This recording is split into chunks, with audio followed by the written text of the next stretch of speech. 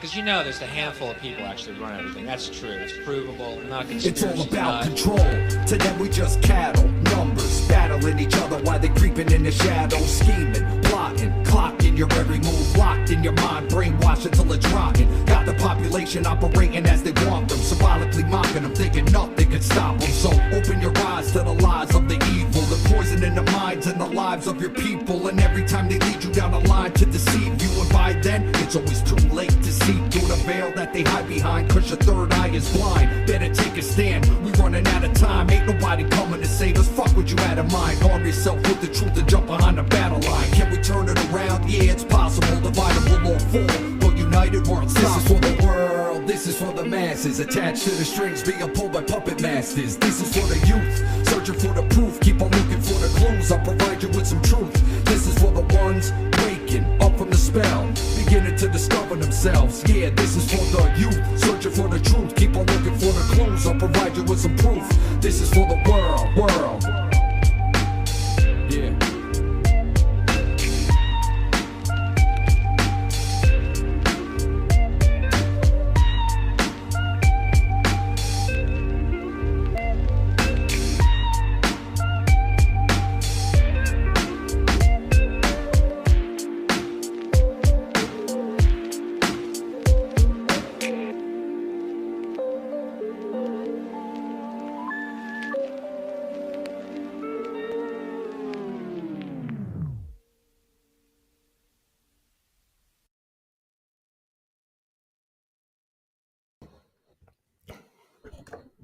All right, ladies and gentlemen. Hey, it's me, James Cordiner. You're watching A Hitchhiker's Guide to Truth. A little bit of an impromptu live session here. Really didn't plan this until about an hour ago. And I was like, you know what? I'm going to do a replay of my presentation from Shattering the Illusion. I'll replay it live for people out there. Mainly because I'm really proud of my presentation. A lot of work went into it. And a lot of life experience went into it as well. So, and on the day of the conference, we experienced a lot of technical difficulties, and I just really want to put this out there live one more time and see if anyone jumps in the chat.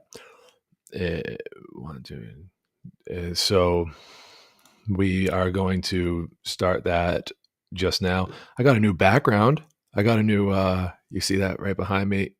Got this today at the fair, and I saw it up on the wall. I went into this tent, this wicked cool, this wicked cool tent where they had all this stuff. And I went in and I was looking around at the tapestries, because I really like having like tapestries like this behind me during my shows. And I saw that one, and I asked the guy running the tent, hey, I don't see any of these on the table. Where can I get one of those? And he looked around. He didn't have any more. So he took that down off the wall, and he was like, here, have this one.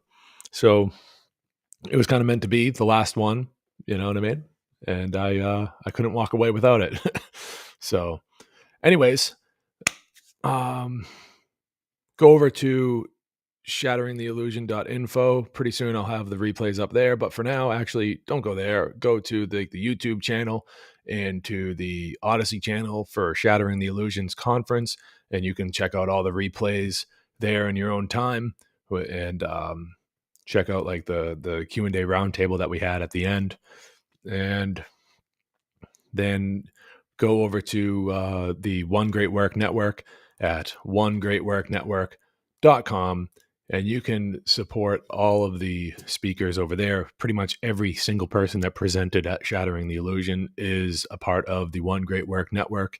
I think the only person that's not on there is Sean's wife, but she's not even a content creator. They just really wanted to team up on their presentation, and they made a hell of a team. So other than that, you can go over to onegreatworknetwork.com and show your love and support by viewing the other presenters' content, explore a little bit more, widen your, branch out a little bit more, and check out more of the content creators on there. And of course, if you so choose to, you can always, buy them a cup of coffee or something, donate a few bucks to these guys out there, because, some of them, some of them would really, really appreciate it. I'm sure all of them would.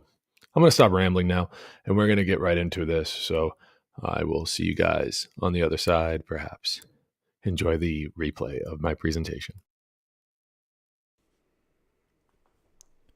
Hello, everybody, and welcome to my presentation. By now, you already know who I am. For those of you just tuning in, my name is James Cordiner. I am not only your guide, your navigator, your host for the conference, but I'm also going to be giving this presentation today as well. On the side, you can find me more often at A Hitchhiker's Guide to Truth. That's the name of my regular show. And you can also find me at Free Your Mind New England, freeyourmindne.com. That's my website where you can keep up with my ongoings. So that's pretty much all I have to say for an intro to myself for my presentation here. So we're going to today be talking about ADHD. I've titled my presentation ADHD, a modern attack on free thinkers. And so before we really begin, this presentation is dedicated for my children. May there one day be shade under which you will sit. I love you, and I do this for you. So a few caveats before we really begin.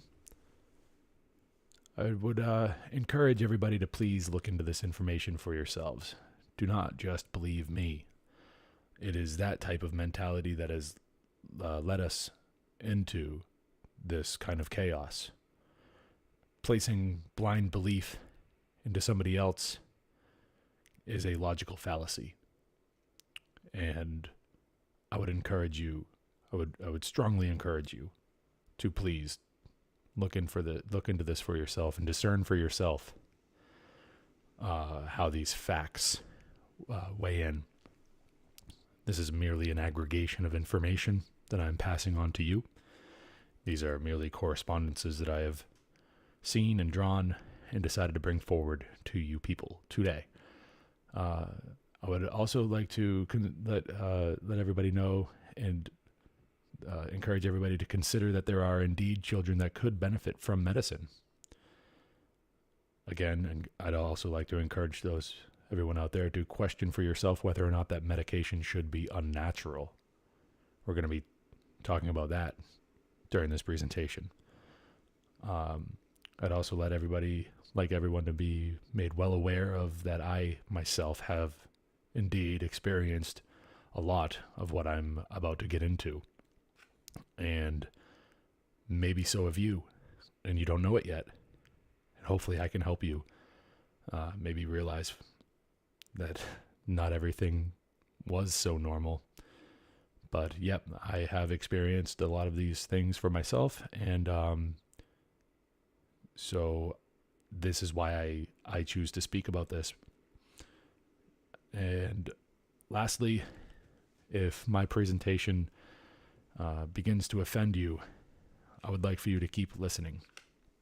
I would like for you to not let your emotions rule over your entire state of mind. Because, again, it's this type of mentality that has led us into, that has played a role in leading us into this type of chaos. If this presentation does offend you, maybe ask yourself if it's because ultimately I am correct. So it's a bold claim to make, but I'm willing to make it.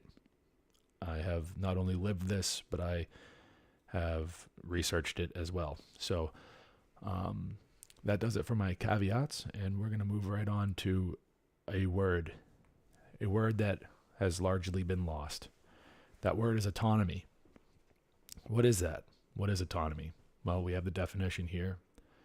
Autonomy, the right or condition of self-government, freedom from external control or influence, independence, Autonomy in Kantian moral philosophy is the capacity of an agent to act in accordance with objective morality rather than under the influence of desires. Oh, look at that. I have misspelled the word etymology. But that's okay. We're going to push forward. So early etymology of the word autonomy, well, it first showed up early 17th century from Greek autonomia, autonomos, meaning having its own laws. Autos means self, plus nomos means laws. Okay? And the yellow box there says, you and you alone own your life and your body. No one else is entitled to your life, your body, and productivity that stems from it. This is something that I really want to make sure people hear and really, really, really like drive it home. Okay. All right. Optimus Prime, one of the most badass cartoon characters from my childhood that I liked watching, is said that freedom is the right of all sentient beings, and he could not be more correct. Thank you,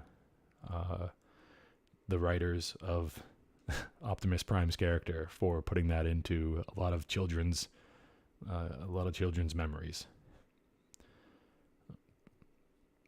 Because television's not always the worst thing in the world. You just have to be careful of what you're putting on that screen. You have to be aware of it. Anyways, that's not what my presentation's about. That's other guys. Let's ask some questions, right? How else do we discover truth? So I would like everyone to ask, how does one become a free thinker? Also, how does one educate themselves? And what have they done with all the free thinkers? Who's they? Well, we abdicate a lot of responsibility onto entities that don't necessarily have to care about us, do we? So that's the big they. All right, let's take a look at this graphic here. It's quite popular. We have a right triangle with the trivium, the quadrivium, and the five senses. The five senses being the hypotenuse.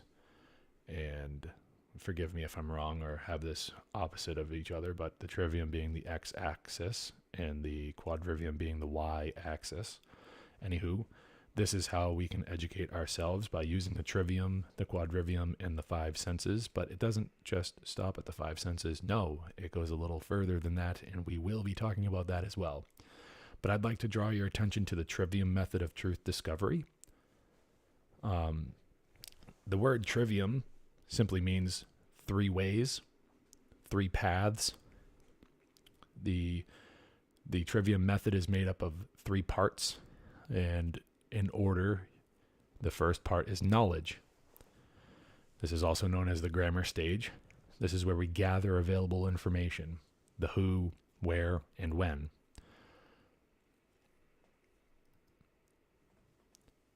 Number two, the second part, is understanding, also known as the logic stage.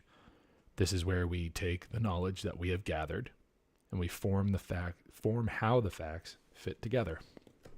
We discover the why and the what. Number three is wisdom, also known as the rhetoric stage. This is where we show the proper use of the knowledge and understanding. This is where we demonstrate the how. A lot of people like to refer to it as input, which would be knowledge. Number two would be processing, and number three would be output.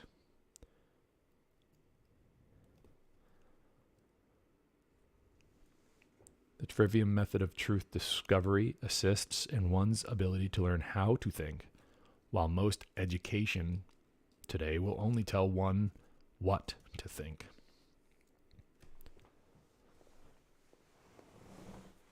Excuse me.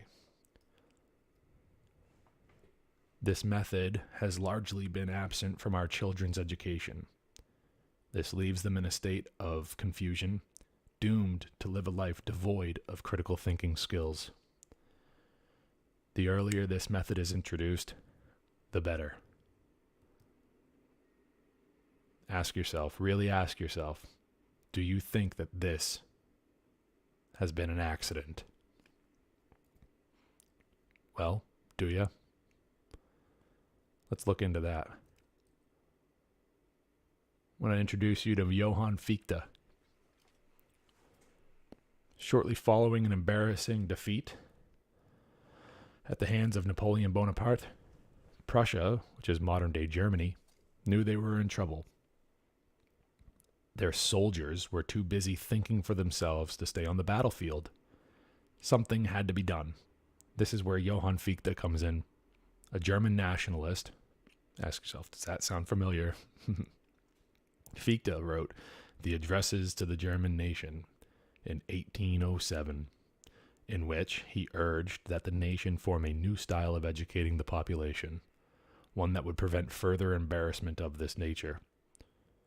Further down the road of history, this Reformation would become known as the Prussian education model. Let's get to know Johann Fichte a little bit better, shall we? Johann Fichte said, education should aim at destroying free will, so that, after pupils have left school, they shall be incapable, for the rest of their lives, of thinking or acting otherwise than as their schoolmasters would have wished. Control freaks. Another quote from Johann Fichte give us a little insight into what type of person, if you can even refer to him as a person, he was. The schools must fashion the person and fashion him in such a way that he simply cannot will otherwise than what you wish him to will. Thank you, Johann. Take a little bit of a deeper look into the Prussian education model and how it's set up. The familiar three-tier system of education emerged in the Napoleonic era. One private tier,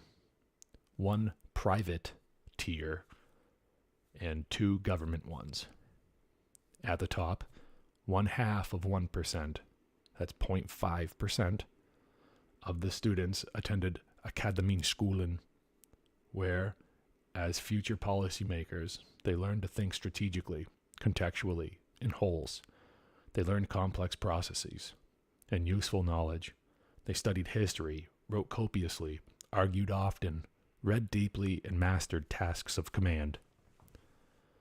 The next level, Realschulen, was intended mostly as a manufactory for the professional proletariat of engineers, architects, doctors, lawyers, career civil servants, and such other assistants as policy thinkers at times would require. From 5 to 7.5% of all students attended these real schools, learning in a superficial fashion how to think in context, but mostly learning how to manage materials, men, and situations, to be problem solvers. This group would also staff the various policing functions of the state, bringing order to the domain. And finally, at the bottom of the pile, a group between 92 and 94% of the population attended Volksschulen, or people's schools, where they learned obedience, cooperation, and correct attitudes, along with the rudiments of literacy and official state myths of history. So all in all, this is over 200 years ago that this was set up, but we can see the similarity between this and what we have today. Yes, this was brought to America. Let's take a closer look into how that happened. So coming to America, the Prussian education model. In 1819, John Grissom's book, A Year in Europe, highly praised the Prussian schools. Grissom was read and admired by none other than Thomas Jefferson, and other leading Americans whose intellectual patronage drew admirers into the net. A little later on, in 1836, Calvin Stowe investigated public education in England and Europe, then subsequently published his Report on Elementary Instructions in Europe, in which he urged Ohio to follow the Prussian example of state-supported education and teacher training. The Ohio legislature ordered 8,500 copies of his report. That's one for every school district in the state at the time. Stowe's report to the Ohio legislature attesting to Prussian superiority was widely distributed across the country. The Ohio group mailed out 10,000 copies in legislatures and the legislatures of Massachusetts, Michigan, Pennsylvania, North Carolina, and Virginia, each reprinting and distributing copies of the document for themselves. Okay. In 1843, Horace Mann's Seventh Report to the Boston School Committee ranked Prussia as the first of all nations in education. He ranked England last. You know, Horace Mann was a lot more influential than that, but if I were to start getting into more of what he was capable of, we'd be here talking about just this all day. Compulsory, yet free. A little cognitive dissonance, little hypocrisy there. Following the introduction of the Prussian education model, many educationists in the United States advocated for the implementation of a similar structure. In 1848, following the influence of Horace Mann, Josiah Quincy, mayor of Boston and president of Harvard, declared that every child should be educated to obey authority. That would be state authority, to be exact. Because, you know, as parents, we kind of do, we do take liberties to kind of be an authority figure over our child for the sake of their safety. We'll get more into that in a little while. But by 1853, William C. Larrabee, the superintendent of public instruction of Indiana, he's also a Connecticut native, declared that school policy was to mold all people into one people with one common interest. In 1856, Jacob Abbott, a prominent and influential children's book author, had publicly declared that it was the duty of the teacher to lead the student to, quote, accept the existing government, end quote. So, you know, I know this is a long time ago, but this trend would carry on, getting worse and worse for the rest of the 19th century. By the turn of the 20th century, the compulsory education system in America had solidified tradition, systematically ripping free thought from children at the earliest of ages. However, no matter how hard they try, the inherent desire to exercise our free will prevails. This strikes fear into them, a fear that they will go to any lengths to quell. Trust me, they will. Oh, go back. Son of a bitch. So this brings us to the epidysgenics agenda. What is that? The epidysgenics agenda is designed to breed in willing slaves and eliminate resistant rebels, independent thinkers, and spiritually awakened beings. Individuals with a high reverence for resistance to the state, for true freedom, who place the highest value on personal responsibility and natural law, are being targeted and deliberately filtered out of society. By influencing the mass majority of females to be attracted to only specific characteristics in men who just happen to be the most fitting to perpetuate the system of human slavery. This tactic is being directly used to weaken and destroy target populations instead of improving them. You know, I know maybe a lot of people have a little bit of trouble hearing that breakdown and seeing that it's, you know, that females are being the one influenced, but, you know, females are the, you know, gatekeepers of our species, you know, in consensual voluntary relationships, females get to choose who they want to have children with. So when you weaken the men in the population and you influence females to think that the weak men are the good ones, well, let's take a closer look at that little meme there. The fact that millions of school children require medication on a daily basis so they can more easily assimilate into the culture of public schooling does not mean these children are damaged. It means something is very wrong with the whole idea of schooling. Millions, you say? Yes, millions. And this is just for ADHD. Okay. The estimated number of children aged 3 through 17 ever diagnosed with ADHD, according to the National Survey of Parents, is 6 million. Using data from 2016 through 2019, this number includes from 3 to 5 years, that's 265,000.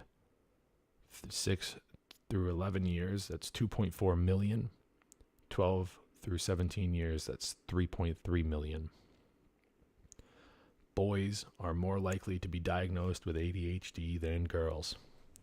So the amount of boys that were diagnosed is 13% of the boys in the survey, and 6% of the people in the survey were girls. So that's how these percentages break down, I believe. And then black non-Hispanic children and white non-Hispanic children are more often diagnosed with ADHD, 12% and 10% respectively, than Hispanic children, which is 8%, and Asian non-Hispanic children, which is 3%. Okay. Oh, sorry. I would like to just take a quick look at that, okay? The years there. 2003, 4.4 million. 2007, 5.5. Then another 4 years later, 6.4. Another 5 years after that, in 2016, we see a decline. Note that decline. The Connors scale. This is how they diagnose children with ADHD. When they diagnose children, this is largely used. The Connors Comprehensive Behavior Rating Scale is used to better understand certain social, behavioral, and academic issues in children between 6 and 18 years of age. Like I just stated, it is often used to diagnose attention deficit hyperactive disorder, also known as ADHD. And to read the meme out loud, I'm becoming more convinced that those of us who struggled to listen at school were just instinctively tuning out the program. That's like what I said earlier about the fact that we have free will, and it is our desire, it's our purpose here to exercise that free will. And as children, that is what we're doing. We're exploring. Using our free will, we explore this reality. We explore reality. Okay? So let's take a little bit more careful attention to the Connors scale. The Connors CBRS, as it's more typically known, is suitable in assessing children from 6 to 18 years of age. There are 3 CBRS forms. One for the parents, one for the teacher, and one for the child. These forms ask questions that help screen for emotional, behavioral, and academic disorders. Together, they help create a comprehensive inventory of the child's behavior. The multiple choice questions range from how often does your child have trouble going to sleep at night, to how hard is it to focus on homework assignments. These forms are often distributed to schools, pediatric offices, and treatment centers to screen for ADHD. Connors CBRS forms help diagnose children who may have otherwise been overlooked. They also help children understand the severity of their disorders.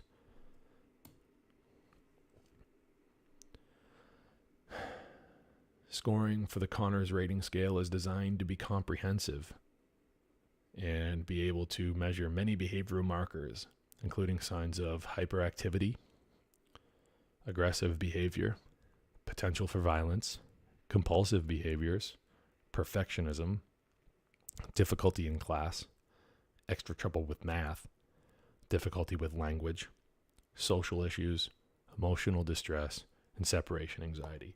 Separation anxiety. Separation from who? Maybe their parents. Maybe this is where, you get anxiety from being separated from your parents. Where, how, why?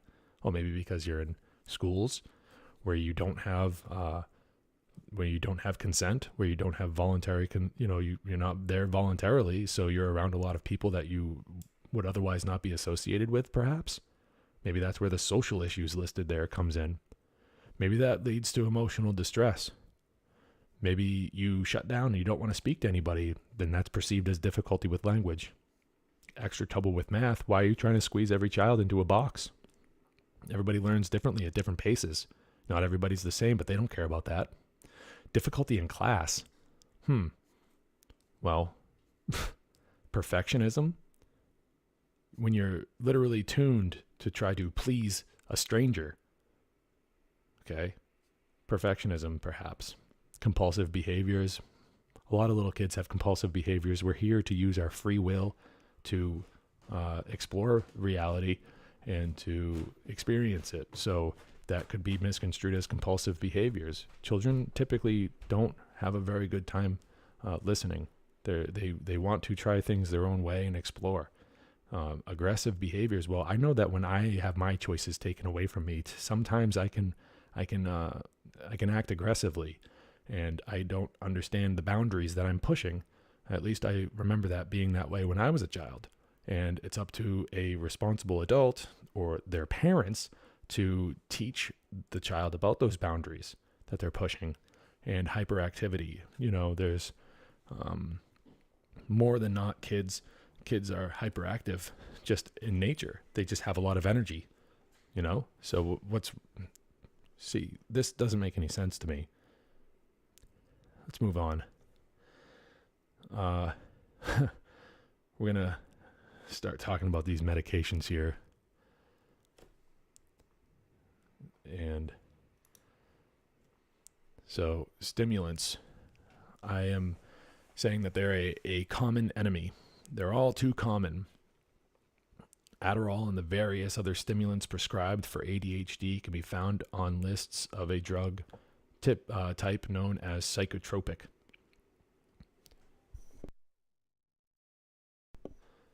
Let's take a look at what this word means. Merriam-Webster defines psychotropic as acting on the mind.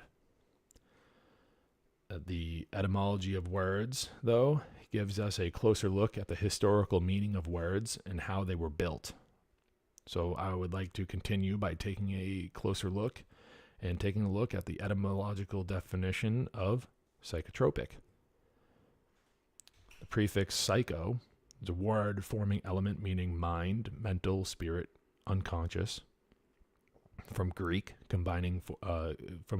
combining form of psyche, which meant the soul, mind, spirit, life, one's life. The invisible animating principle or entity which occupies and directs the physical body. Understanding the mind as the seat of thought, faculty of reason. And then the suffix tropic, from the Greek tropos, a turning, direction, or course, or from trepain, to turn. So, Merriam-Webster has it acting on the mind. If we look at it from the etymological root of the word, we could discern for ourselves. We could actually define the word a little bit differently. We could define the word as to turn the mind, to turn the unconscious, a turning of the unconscious. There's many different roots we could take with this word here, but we get the idea. So, I would actually like to take this opportunity to play a video clip, so we can kind of get a little bit of a glimpse into some of the comedy that has been used in the past, and a little bit of the how would you say, like maybe a little bit of the revelation of the method. So without any further ado, I've prepared this video clip, and you'll all recognize the show that it's from. On the other side, we'll continue with the slideshow.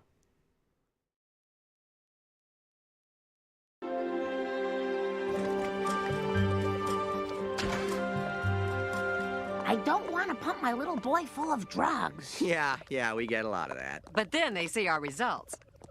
These are normal guinea pigs, running around like idiots. Now I'll give them some focusing.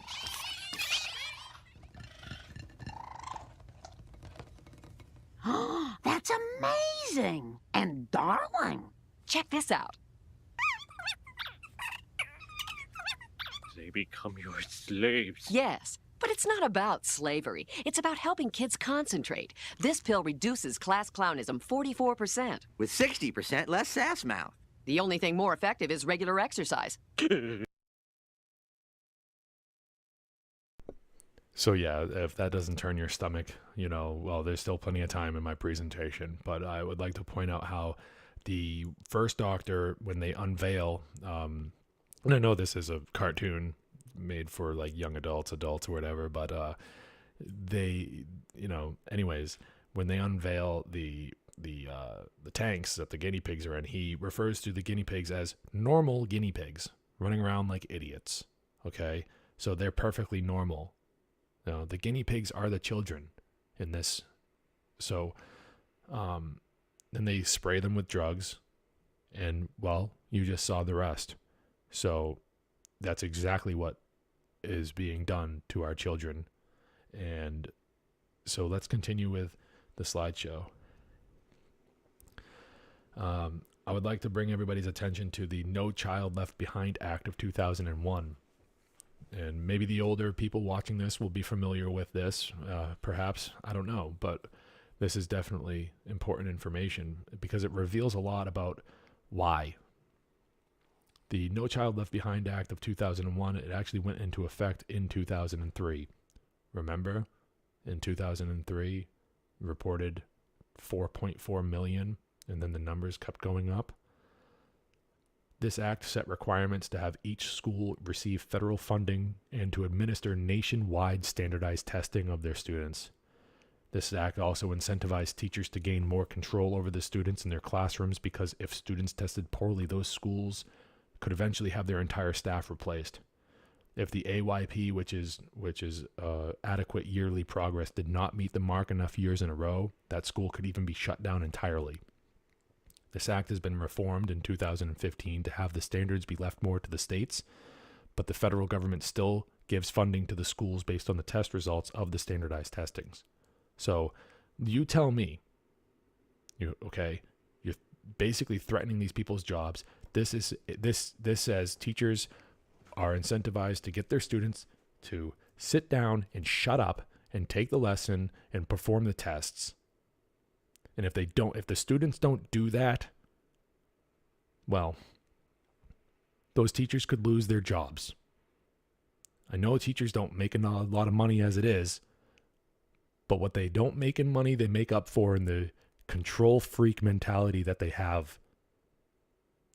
And I'm telling you right now that when you have a group of teachers, when you have a group of people in an institution like the government schools, and they have the ability to take a test and fill out a form that could say that your child has what they're deeming a mental disorder, and they can do that to get them on drugs, to put them in the classrooms, just like in that cartoon.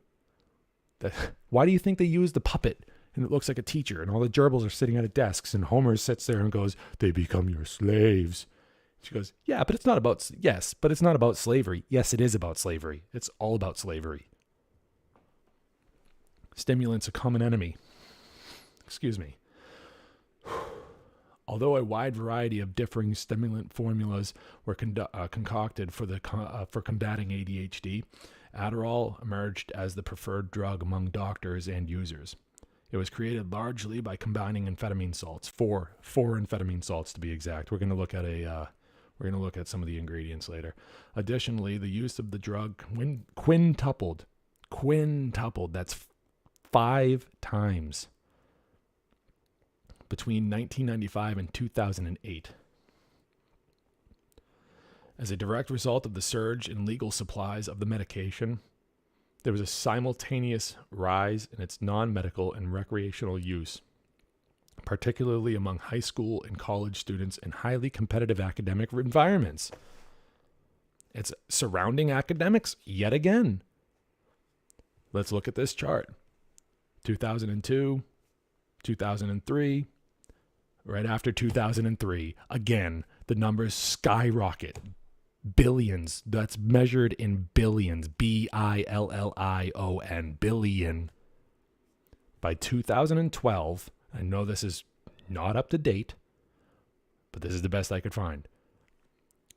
By 2012, it looks about almost $8.5 to $9 billion in U.S. prescription stimulant sales. You still think it's about health? You're kidding yourself if you think it's about health. And here's why. The word Adderall was invented out of a phrase by the person that ran the pharmaceutical company that adopted the drug Obitrol, which was around since the 70s. The FDA never approved it, and then they rebranded it Adderall, and so they could approve it. Okay, and then they repurposed it because that's why it didn't get approval under the previous use of the drug. It was supposed to be for diets, and now, because, this is all in 1996. ADD for all. It's supposed to be all-inclusive. It's supposed to be inclusive. This is out in the open, if you just looked. It's looking to see some of the things that they might be burying a little bit about Adderall. Adderall is also known, Adderall is also known to be a dopamine agonist.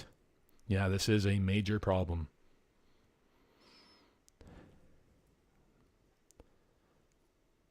Dopamine agonists are drugs that mimic the natural neurotransmitter dopamine.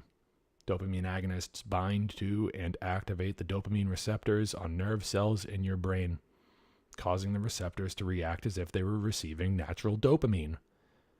Long-term use of dopamine agonists can cause side effects such as jerking or writhing movements, uncontrollable and possibly painful muscle movements, hallucinations, delusions, confusion, depression, and mania. Even more serious side effects include heart disease, fibrosis, which is scarring or thickening of tissue, heart failure, and with just about anything else these days comes with an increased chance at developing cancer. But don't worry, the current administration, your current government overlords, they're going to end cancer as we know it. So this is Clifford Siegel. He's a neurologist. He's pretty famous in some circles for saying that we are sort of carpet bombing. The drug doesn't concentrate on the parts of the brain that need medicine. It affects the whole thing. Let's take a little bit closer look at the brain here.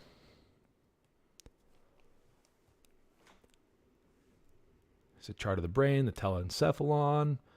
We got the diencephalon, which the thalamus and the hypothalamus. We're actually going to be concentrating a little bit more on the hypothalamus here, but we got, this is just a basic, very basic chart of the brain. Okay. So Adderall increases the activity of several neurotransmitters such as serotonin, that's supposed to say norepinephrine, and dopamine. The changes in dopamine activity begin to impact the brain's reward center and alter the ability to experience pleasure without the chemical support of the drug. And they know it. And they're giving it to 6-year-olds. Some of the earliest, they're 6 years old. This is essentially creating a drug addict. A small-scale study by the National Institute for Health shows that chronic users of methamphetamine, which shares very similar characteristics to Adderall is an amphetamine. Ritalin is methylphenidate. Adderall is just amphetamine. It's 4 amphetamine salts. But anyways, chronic users of methamphetamine have multiple abnormalities in brain chemistry, function, and structure in the brain region with the highest concentrations of dopamine. Dopamine is a type of monoamine neurotransmitter. It is made in your brain and acts as a chemical messenger, communicating messages between your nerve cells in your brain and your brain with the rest of your body. That's when it's a neurotransmitter. But it also acts as a hormone. Dopamine, epinephrine, and norepinephrine are the main catecholamines, which is a label based on having a part of the same molecular structure. You can see here on the right, adrenaline, noradrenaline, and dopamine. Adrenaline and epinephrine and norepinephrine and noradrenaline, those are interchangeable. From what I can find in my research. But these hormones are made by your adrenal glands, which are small hat-shaped glands located on top of each of your kidneys. Dopamine is also a neurohormone released by the hypothalamus in your brain. Okay? So this whole system connects and works with each other. All right? Let's look at this. The hypothalamus is located deep within your brain. It is the main link between your endocrine system and your nervous system. Your hypothalamus keeps your body balanced in a stable state called homeostasis.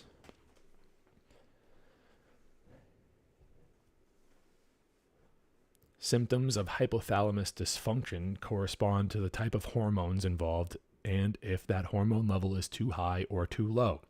Some symptoms of hypothalamus dysfunction are high blood pressure or low blood pressure, water retention or dehydration, weight fluctuations without change of diet, infertility, poor bone health, delayed puberty, muscle loss and weakness, body temperature fluctuations, trouble sleeping, and frequent need to pee. Well, anyone out there that's been on Adderall for more than 5 minutes can tell you about the frequent need to pee. They can tell you about feeling dehydrated, getting cotton mouth and stuff like that. Water retention and frequent need to pee. Well, water retention, you could be sweating a lot. Okay, high blood pressure, low blood pressure, you feel faint or you feel like, weight fluctuations. Infertility. Hello? Infertility? Really? If they're messing with this... and delayed puberty, which makes me think that this might have a connection to a lot of what we're seeing manifest today with children. They're trying to go after kids about this stuff, but you know what I mean? There are a lot of people of my generation that grew up in the 90s and the early 2000s that are in their early to mid 30s now, who seem to think that they aren't in the right bodies. Could it be that the drugs that they were put on, if we really are Generation RX, could it be that the drugs, and not just Adderall, but a lot of other drugs do these types of things, a lot of other psychotropic drugs do these types of things to your brain and to your body, but could they be looking down, and because of delayed puberty, could there be some sort of, some sort of mind fuck going on there? It's something I ask myself. But yeah, moving on, let's take a look here at the symptoms of ADHD and the corresponding behavior patterns. Let's start with inattention. Okay, let's look at the behavior patterns of inattention, or the inability to pay attention.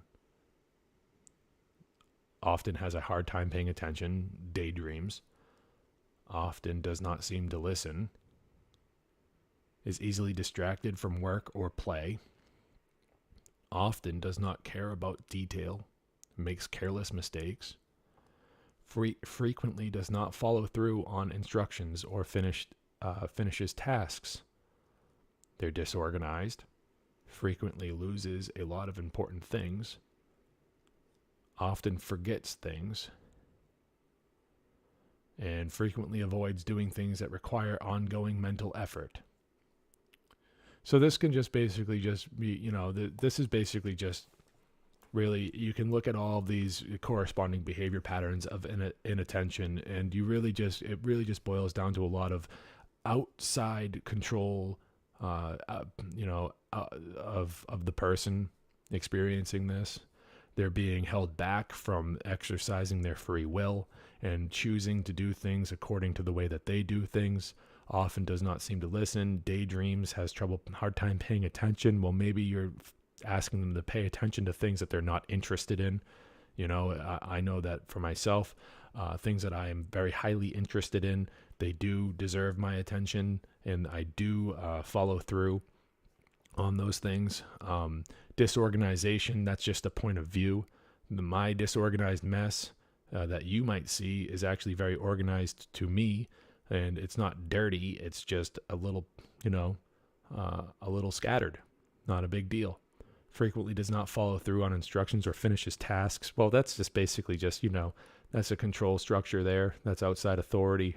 You don't really have the right to force people into doing that kind of thing. This is all just basic, like it really is. Often does not care about detail, makes careless mistakes. Well, because they don't care about what you're telling them to do.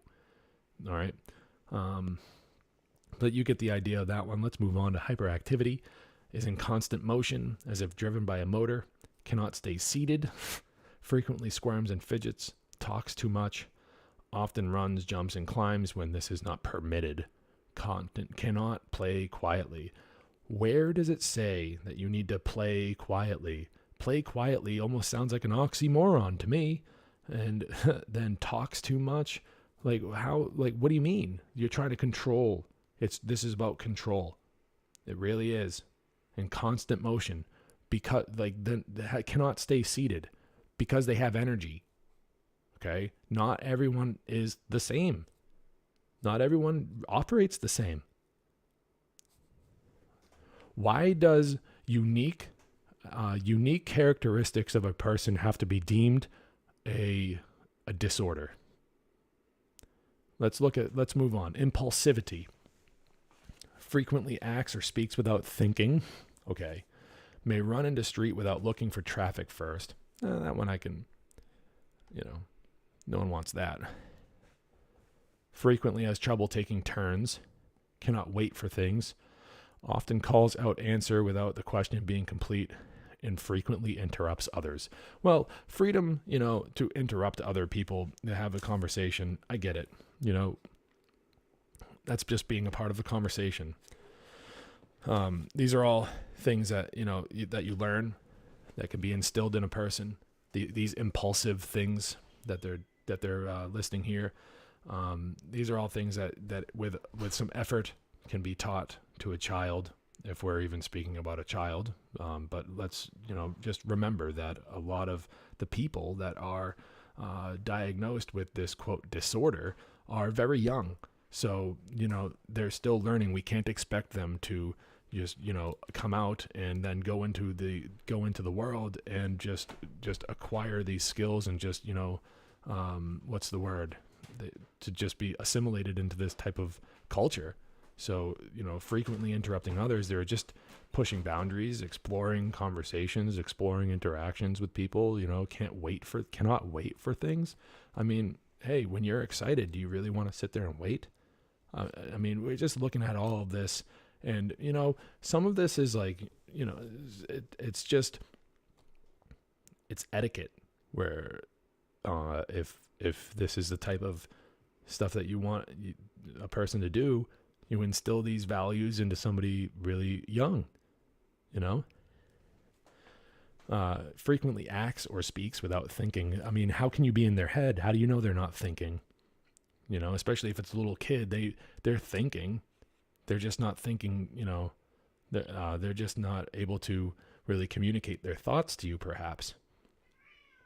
May run into the street without looking for traffic first. Look after your kids. Okay. That's all I got to say about that. Let's move on. That's a big slide. This is where we really start getting to the heart of the matter here. And start asking, what could be causing this behavior? Many children have been left to experience large amounts of abandonment issues caused by their parents falling prey to the current social order in which they have grown accustomed to. Stay tuned.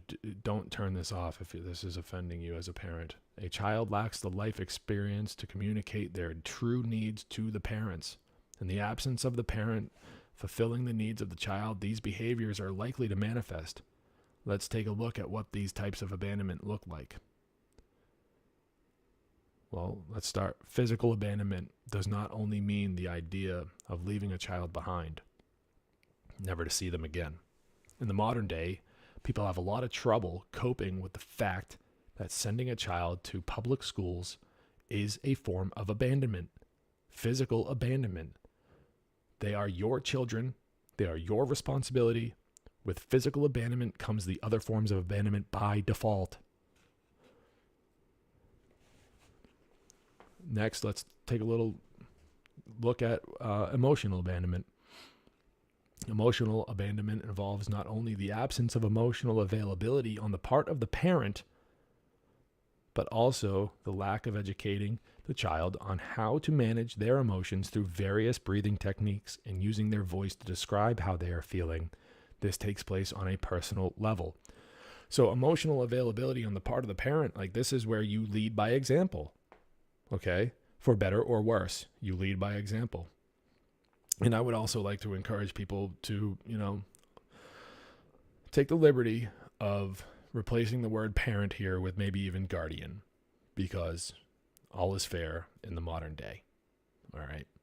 We're not all with our biological parents, and I have a lot of respect for those that take on the immense responsibility of raising a child that you did not bring into this world. There's a lot of love in that situation, so my hat's off to you if that is you. My hat's off to the biological parents out there as well, taking responsibility for their kids. So anyways, moving on.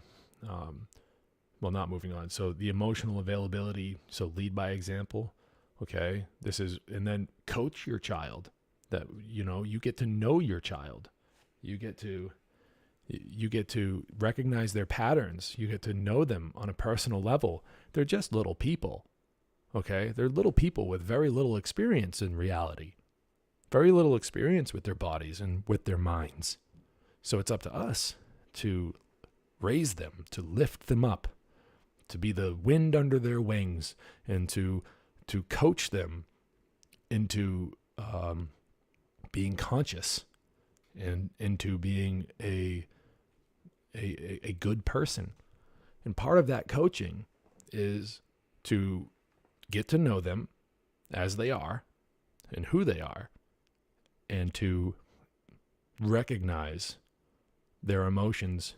This is where our experience as older people comes into play.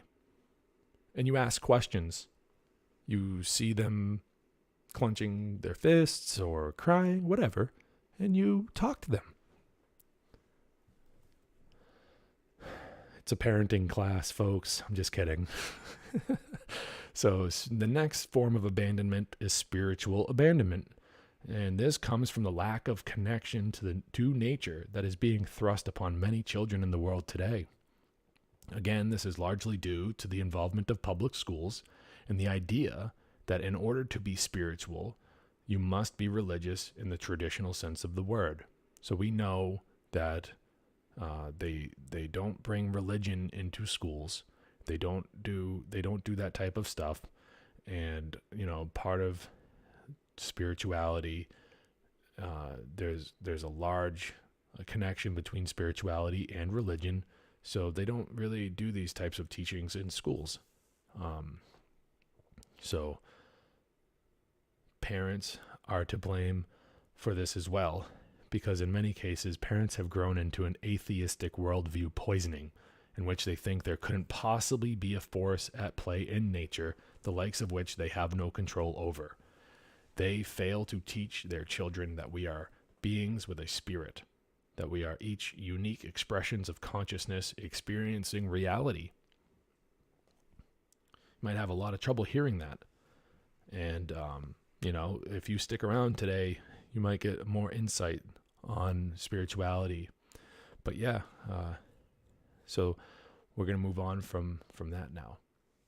And I would just like to, talk to people about their diets, and I don't have enough time to really get into as much of the dietary stuff as I would like to. And in fact, to be completely honest, I'm not even the person that could tell you the most and to be as accurate about this as I would like to be.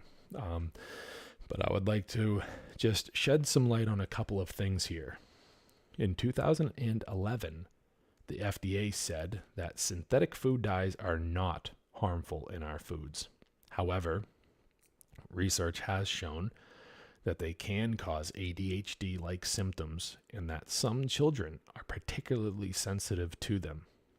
According to a 2021 report from the state of California, research does indicate that children who consume synthetic food dyes, including Red 40, can experience hyperactivity and other neurobehavioral issues. Red 40 is found in nearly all categories of food. In nature, red is a very appealing food color. Many fruits are colored red to indicate when they are ripe. We instinctually respond to this, to those visual cues in our food, and the food industry knows this, they recognize it, and they're exploiting it. The ingredients label located on all of your packaged foods may list Red 40 as one of its other names. These include Allura Red AC, Red 40 Lake, FDNC Red number 40 Aluminum Lake, FDNC Red number 40, E129, CI Food Red 17, INS number 129. And just, be on the lookout because the majority of pediatricians recommend medicines containing Red 40. We have, not we, but we can look at things like children's Tylenol, children's cough syrup, pediatric Tylenol, the stuff that they give to babies, when they're supposedly colic or whatever. Maybe not colic, but when babies start to teeth, things like this. So,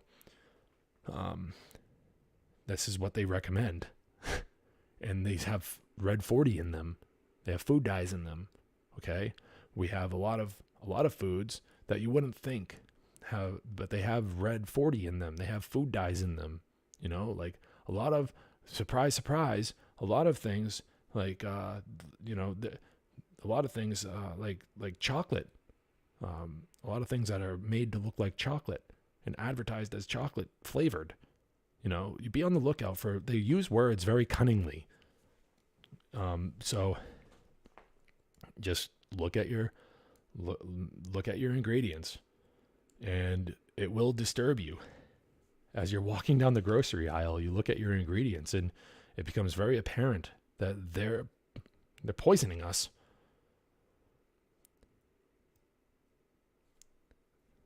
This is very disturbing.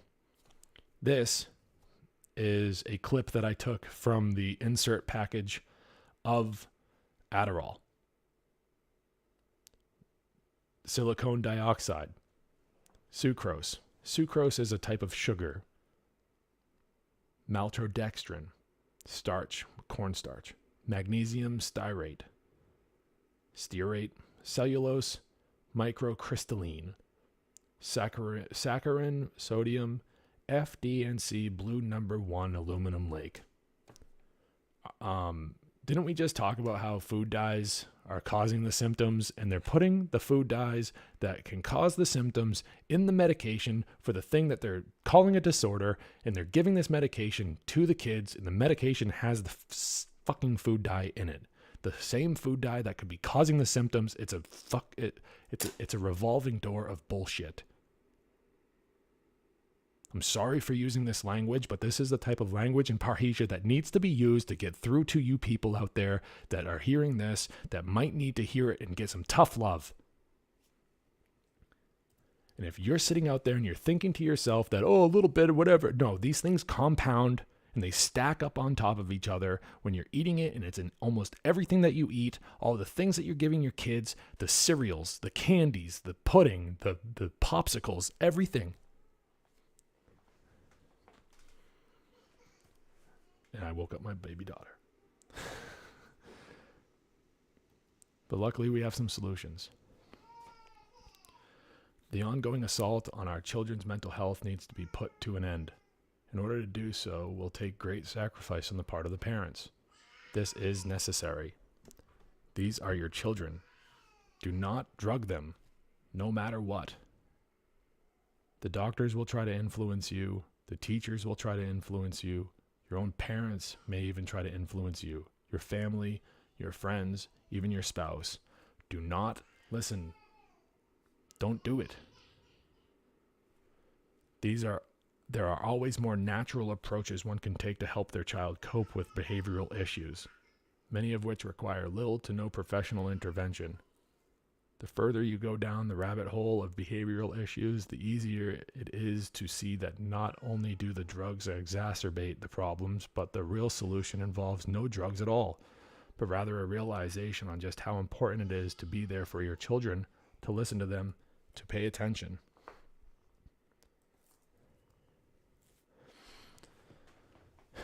If your child is on psychotropic drugs right now, I would suggest that you call your doctor ASAP and move to getting them off the drugs.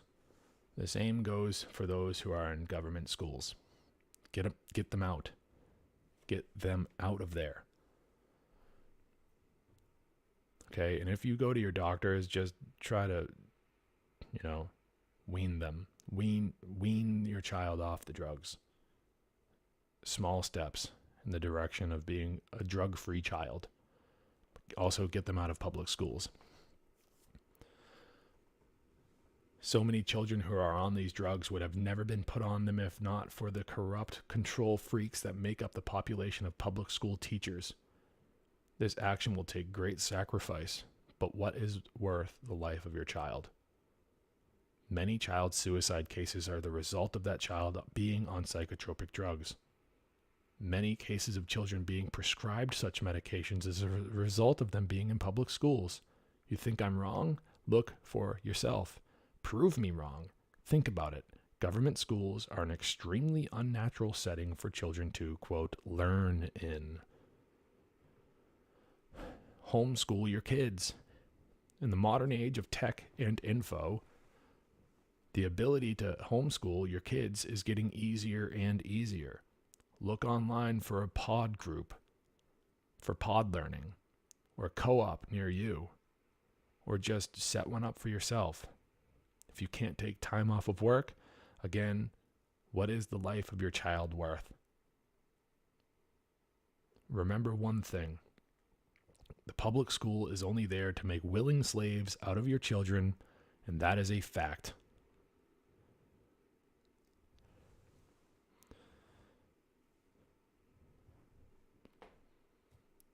The prescription of psychotropic drugs to children is a clear violation of their natural law of rights. They cannot consent to these drugs. They cannot understand the long-term side effects of these drugs. No matter how hard you try to explain, you have no right to do this to your children. Stop it. Thank you very much. My name is James Cordiner. You can find more from me at A Hitchhiker's Guide to Truth. Come check out my website, Free Your Mind New England. It's freeyourmindne.com. And this has been my presentation, ADHD, a modern attack on free thinkers. Thank you very much to the rest of the speakers at the conference. And I hope you guys all stick around. Agape.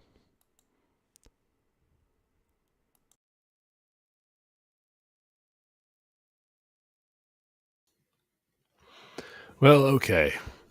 Well, that was just a a replay from last weekend. Yeah. Wow. So, just I'm super proud of that presentation. And in the future, I will be gathering more information, the stuff that I couldn't squeeze in there in the time that I gave myself during the conference, and I will be creating more. I will be presenting more information that it has to do with the same topic to dive into the details a little bit better, go through it more with a fine tooth comb. I excuse me, I have a lump in my throat. I've been eating almonds while watching that. So, anyways, wow. There we go. Anyways, I'm out of here. It's Sunday night. I'm out of here. I'm gonna peace out. I'm gonna go to sleep. And thank you everyone that tuned into this, and catch the replay another time. Share it around, because although it might not be bulletproof, but hey, there's a lot of information within that presentation. And there's going to be more coming from me. So thank you very much. Come on over to freeyourmindne.com. Go search out A Hitchhiker's Guide to Truth wherever you get your podcasts and wherever you watch your video podcasts or whatever. And I'll catch you guys on the other side.